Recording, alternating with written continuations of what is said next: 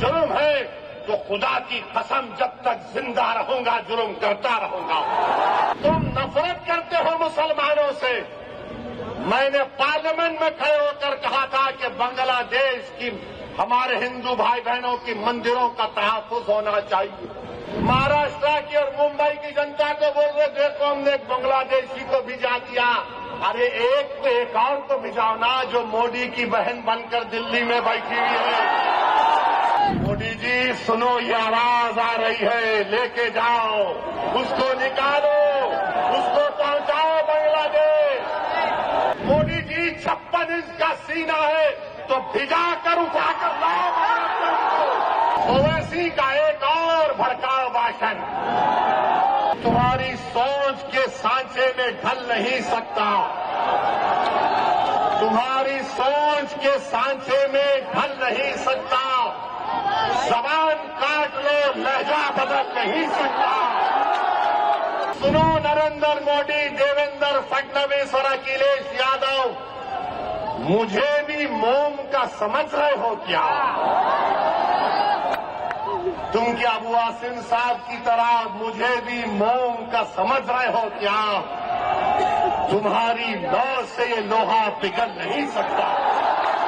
अगर मोहसिन शेख के कातिलों को सजा दिलाने की बात करना, अगर जलगांव के सुलेमान पठान खान को जिसके दोस्तों ने उसको मारा उनको कैफर किरदार तक पहुंचाने की बात करना अगर जुर्म है तो खुदा की कसम जब तक जिंदा रहूंगा जुर्म करता रहूंगा। वो क्रिकेट प्लेयर की सुनो, वो क्रिकेट प्लेयर, वो टीम ने उसको 10 करोड़ में खरीदा। आपने बांग्लादेश को 120 करोड़ रुपए 2025 में दिए एड और ग्रांट में। 1160 मेगावाट पावर बांग्लादेश को भारत से जा रहा है और 10 साल में मोदी की हुकूमत ने एलओसी दिया $8 बिलियन का, $8 बिलियन का। और तुम नफरत करते हो मुसलमानों से। मैंने पार्लियामेंट में खड़े होकर कहा था कि बांग्लादेश की हमारे हिंदू भाई बहनों की मंदिरों का तहफ्फुज होना चाहिए। आप पैसे दे रहे हैं और यहां पर बीजेपी के लोग, क्योंकि महाराष्ट्र के इलेक्शन है, महाराष्ट्र की और मुंबई की जनता को बोल रहे देखो हमने एक बांग्लादेशी को भिजा दिया। अरे एक और को भिजाओ ना जो मोदी की बहन बनकर दिल्ली में बैठी हुई है। क्या आप चाहते हो मोहतरमा बांग्लादेश जाए? आप चाहते हो बांग्लादेश को दे दिया जाए? तो लगाओ नारा, नारे तकबीर। मोदी जी सुनो ये आवाज आ रही है, लेके जाओ उसको, निकालो उसको, पहुंचाओ बांग्लादेश।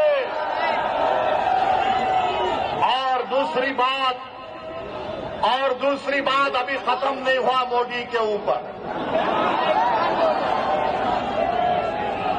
आज हमने देखा कि वेनेजुएला में ट्रंप ने अपनी फौज को भिजाकर वहां के एक जमहूरी तौर पर मुंतखब शुदा सदर को एक मुल्क से, उसी के मुल्क से उठाकर अमेरिका लेकर चले गए।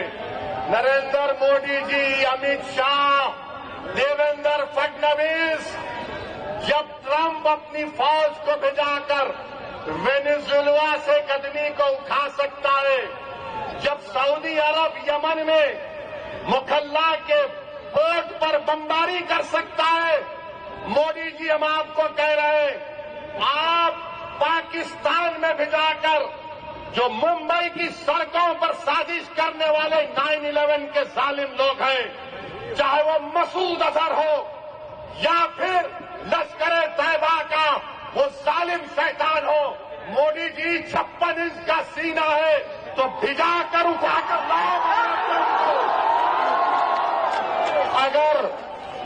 अगर ट्रंप कर सकता है तो क्या आप कम है?